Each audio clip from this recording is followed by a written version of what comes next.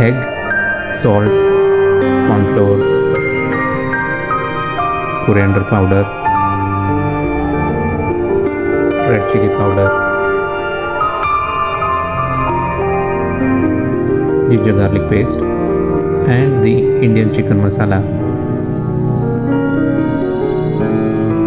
and mix them well and deep fry them in the oil. Once the chicken boneless cubes are fried well, keep them aside. Let's prepare the masala.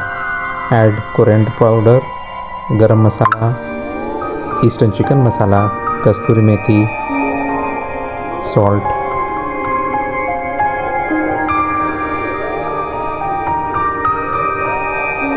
take a bowl, add oil and ginger garlic paste into it. Add curry leaf for a southern taste. Put the flame on a low one. Add chili, add coriander, and the mixture which we have created of masala, add that into the oil. Mix them well along with the red chili powder.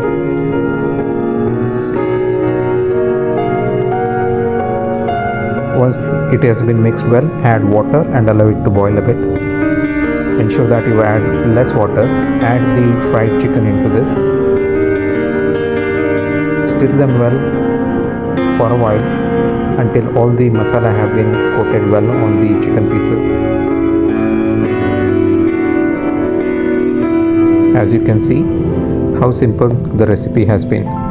If you are from India, Bangalore, and you have been recently visiting Meghana's, you would be knowing that chicken 555 is their best recipe.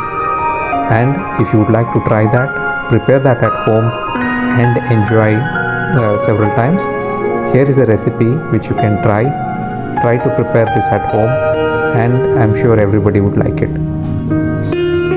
If you have liked our efforts, if you have seen that the recipe is good, please like, share and follow us on the Instagram handle. Do not forget to share this with your family and friends.